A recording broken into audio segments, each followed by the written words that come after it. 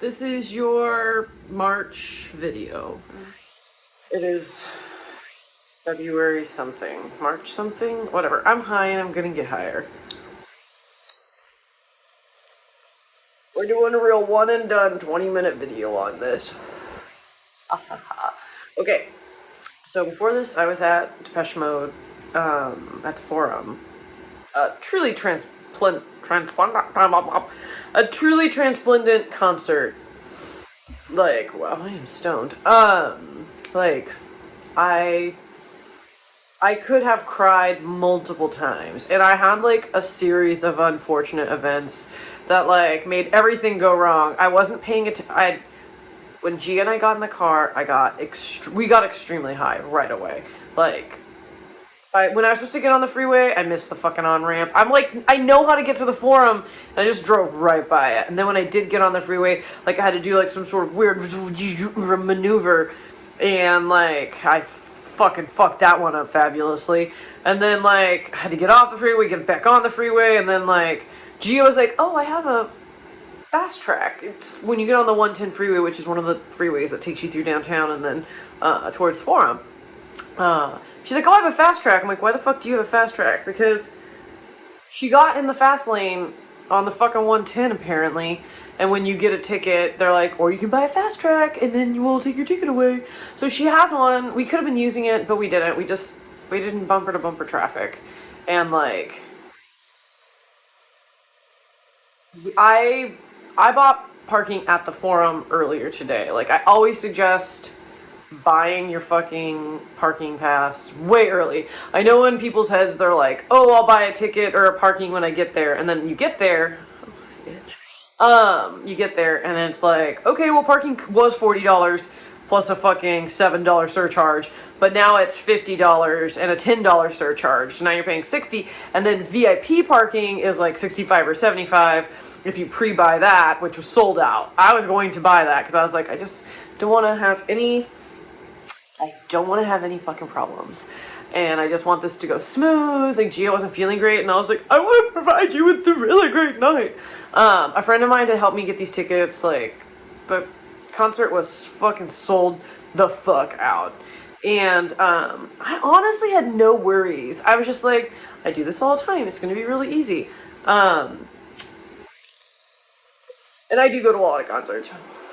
And I've had to talk myself into a lot of situations where I'm just like, give me the tickets.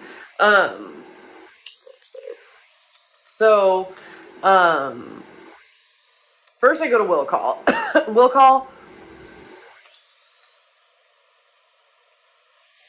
Okay. So Will Call at the Forum.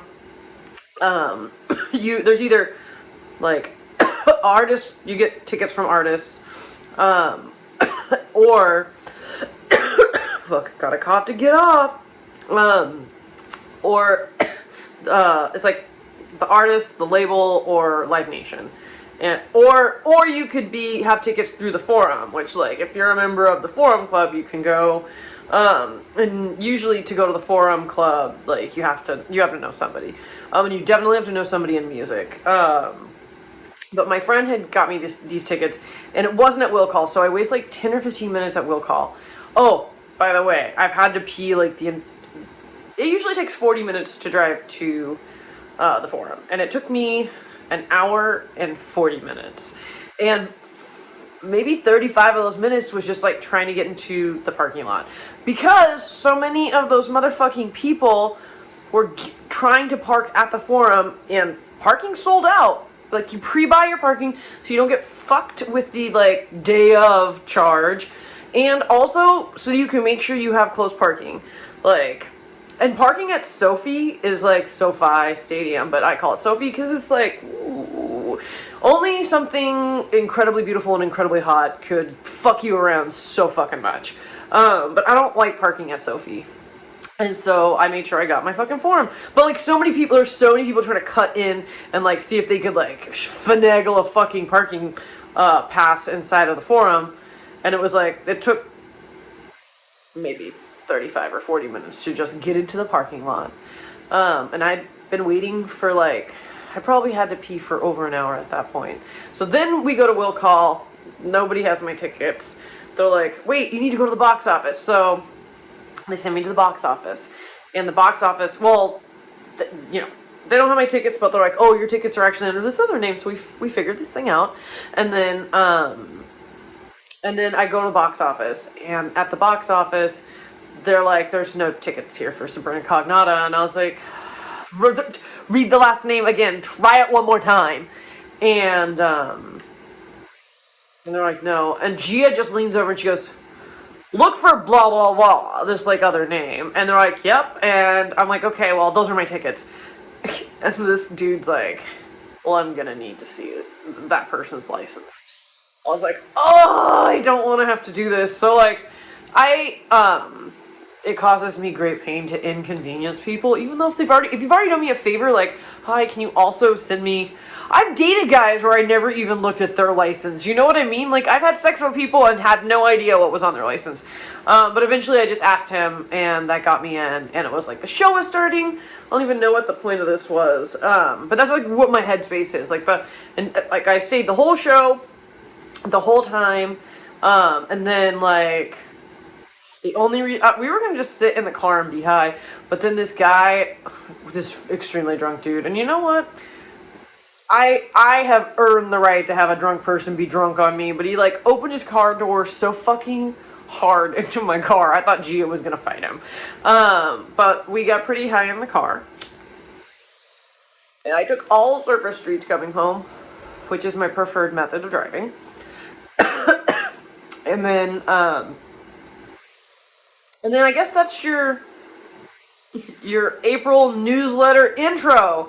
A man named Owen, Mr. Owen, sent me a message, and he was like, if you don't like doing the videos, almost maybe inferring that my videos are bad, so I'm sorry if they suck. But, like, he was like, you could just straight remove photos from the baseline Sidepiece newsletter and make just a tier that's only photos of you. And I'm like, I'm probably not gonna do, like, a lot of nudies, like, maybe some side boob or under boob or, like, extreme cleavage. But, like, I mean, like, those photos of me exist, but they exist usually within the context of some fucking form of art.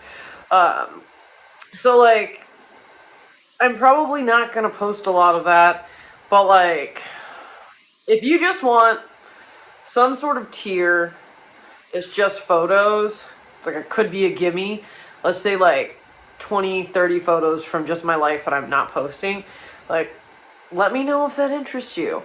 I can't actually tell if that's a good idea or a bad idea. So I'm going to tell you a story that happened here in this very apartment.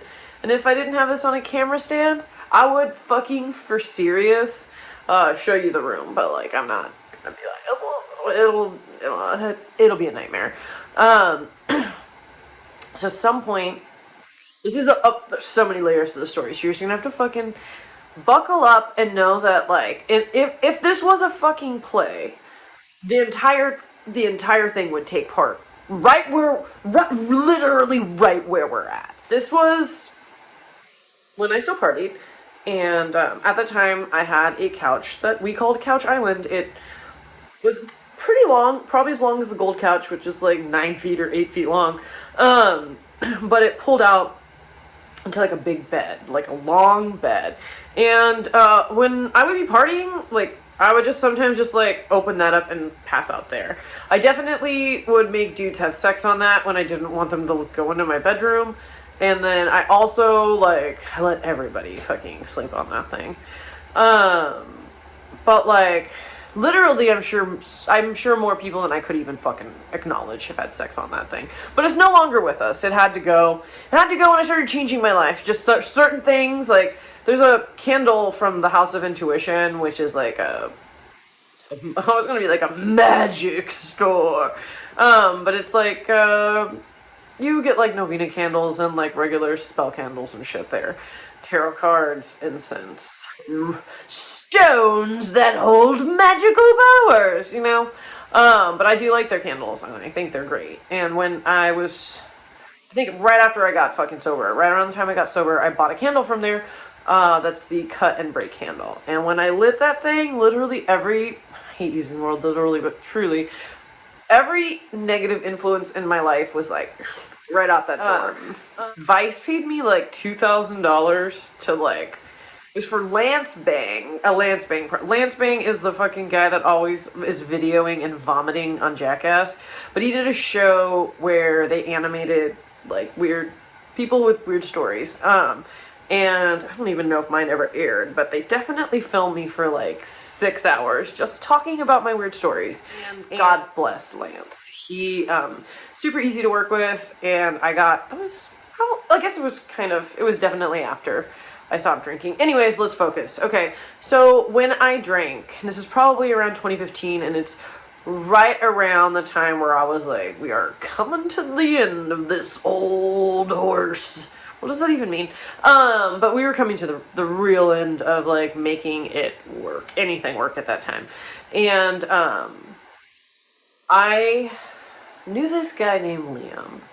And Liam was from Australia, and about 20 years ago, he messaged me on MSN Messenger and was like, hey, I read your blog, you're pretty fucking intense bitch, and I'm moving to Venice, California, and I think that's pretty close to you, and you should come party.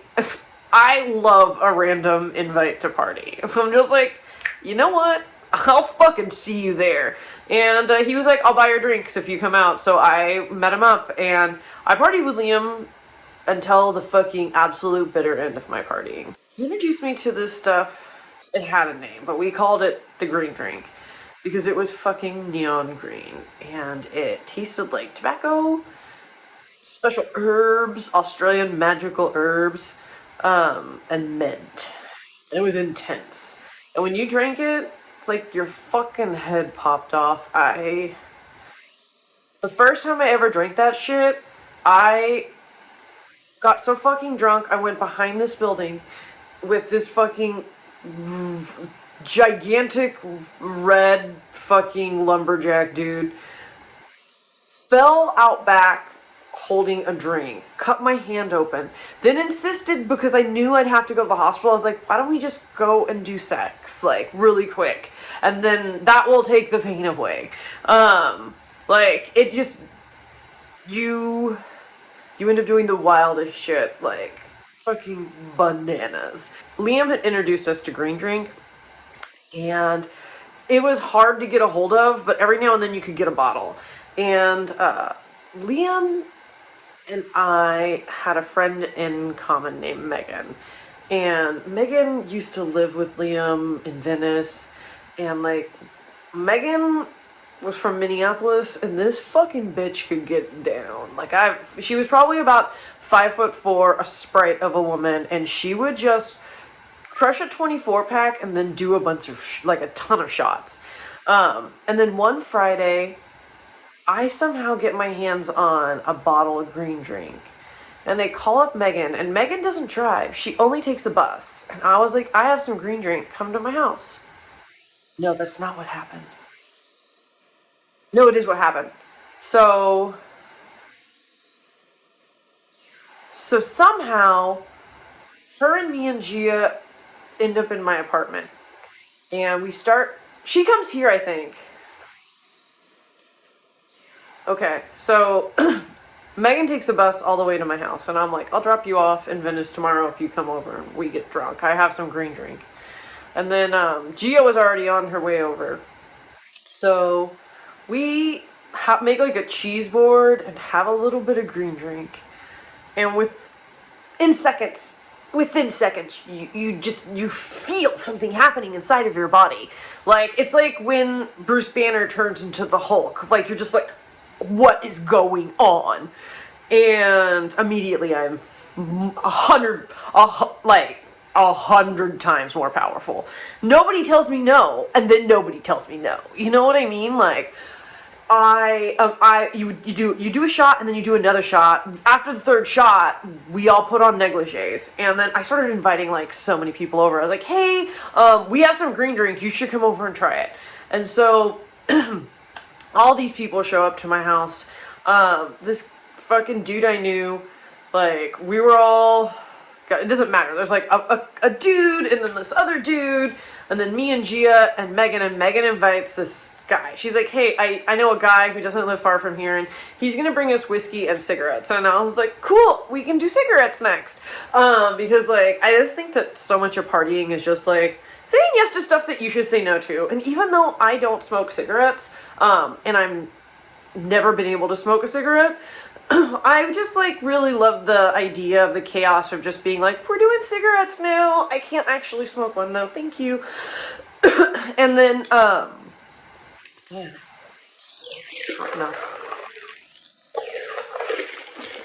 Okay. So Megan's little friend shows up and he seems to be tattooed everywhere. And I can't remember what the fuck his name is, but Gia is like, Gia does green drink. Gia is like fucking turns into a prospector. She's like, oh, I'm talking to you. Like, she's pretty aggressive. I mean, I think that's like a byproduct of green drink is like you become extremely aggressive. You're like, oh, and like it can be sexual in nature, and it can just be like, hi, I'm hyper aggressive. So like we were, whichever guys were in my apartment, I know Gia and I were in like negligees and squaring up to them like, you want to fucking fight? We'll both fucking fight you right now. But then like there's like some stuff happening in the kitchen. Like Megan goes in there to make a cocktail with her friend. And then she goes, hey guys, you better be filming. You're never gonna guess what I'm doing. So Gia takes her phone out and she straight up is like filming turning the corner to walk into my kitchen. And the second Gia's turning, she goes, what? So then I run in there and here's what we see. Megan is on her hands and knees, and her friend has pulled his pants down and she is sucking his dick. But Gia very loudly is like, is he wearing bicycle shorts? But like his entire torso was tattooed, and his thighs were tattooed in flames. Just looked like his legs were on fire. And I was like, no, those are his tattoos. Those are his legs. You should stop filming.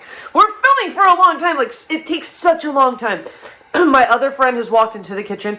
He's like, oh my God, what's happening in here? So we leave the kitchen, we reconvene in the living room, and in this room, we're like, let's just go outside. We'll smoke these cigarettes he brought us, and we'll talk about how they're having sex in my kitchen. And Gia, like, we get outside, and Gia's just like, I don't want to be uncool about this, okay? I don't want to be uncool about this. It's so normal that they're having sex. I'm like, it's weird that they're having sex in my kitchen, to be honest. But, like, I am not an uncool person. I definitely have done sex in public plenty of times. But let she who has not, whatever, cast the first stone in the kitchen. And, we give them, like, 10 or 15 minutes. And we go back upstairs. And instead of being in the kitchen, they are now having sex on Couch Island. And I'm like, what is going on? We walk in here for a second. Immediately walk back out. I'm like, why? I live here. I shouldn't feel weird. And my friend, like my two guy friends are like, look, if we go in there, the only way this can go is like, we all have sex. And I was like, that's literally never happening. Get the fuck out of here. So they leave. And Gia and I come back inside. And I'm like, okay guys. And I go to talk to them, and the guy, like, laughs or something, and I'm like, I can't live like this. So I just, like, go into my bedroom and get into my bed fully clothed and on green drink, and just, like, I can't. And Gia gets in bed with me, and she, like, looks me dead in the eyes, and she's like, open your eyes. I'm like, I can't. I just want him to not be having sex on my sofa. And Gia is like, look at me. So I, like, take the covers down, and she's like, he's only doing this because he's not afraid of you. And I was like, what? Just like green drink activated me. I was like, well, he's gonna be afraid of me. And I get out of bed, I hop out of bed, and I stomp into this living room. And I go, I want you to stop having sex. And now he laughs really hard. So I like look around for like a weapon because my mom is a violent person and you can just absorb that fucking skill set succinctly. Like, I'm a pacifist, I believe in non-violence. Yet I somehow managed to find and pick this motherfucker's belt off the floor. And here's the thing. If you're gonna fucking have sex in somebody else's house, don't take your belt off. Like, leave your pants on enough where your belt is on. Because I just start beating them. Both of them. She's, like, crying, like, oh, you're hurting me. And this guy, like, picks her up and takes her off of him, like, so fast. Like, cause she's, like, riding him cowboy style. He's like, oop! And he puts her on, next to him on the sofa. And then, I don't have any memories after that. Actually, I do. It's waking up the next day, sitting on the sofa next to them. Like, I guess I just passed out talking to them because I was like, why'd you guys make me beat you? Why did you make me beat you? Gia went and slept in my bed. She left me on the couch.